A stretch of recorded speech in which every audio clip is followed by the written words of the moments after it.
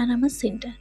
অনেক কিছু নেই নেইয়ের মধ্যে চলছিলাম, যেমন কাজের মাসি নেই, জল নেই, তাই জিনিসপত্র ওষুধপত্র চারিদিকে জমাতে জমাতে দেখুন কেমন একটা স্তূপাকার করে ফেলেছি।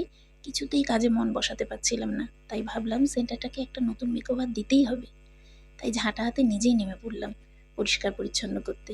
ঝাড়াঝাড়ি, মোছামুছি, পুরানো ছিঁড়া কাপড়পত্র এগুলো দিয়ে সেন্টারটাকে একটা নতুন রূপ দেবো বলে ঠিক করে ফেললাম। ক্লায়েন্টরা যখনই বিদায় হতেন শুরু হয়ে যেত আমার মোছামুছি, গোছাগুছি আর ঠোকাঠুকির কাজ।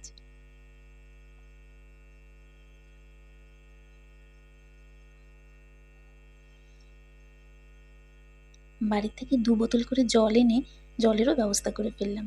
আর এই যে এনাদেরও নিয়ে এসেছি। এবার রেডি, আসুন দেখি কেমন হলো।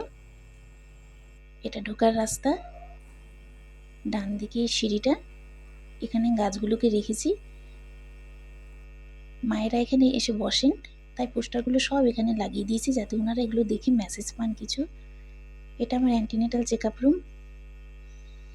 এখানে বাচ্চাদের ওজন করি, মায়েদের চেক আপ করি।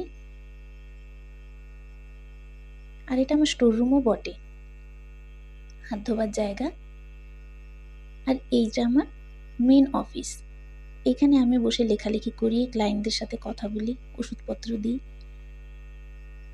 1.5 থেকে 2 মাস লেগে গেছে আমার এই নতুন মেকওভার দিতে সেন্টারটিকে। আপনারাই বলুন তো এবার কেমন হয়েছে। আমি কিন্তু আমার সেন্টারের এই নতুন রূপে খুব খুশি।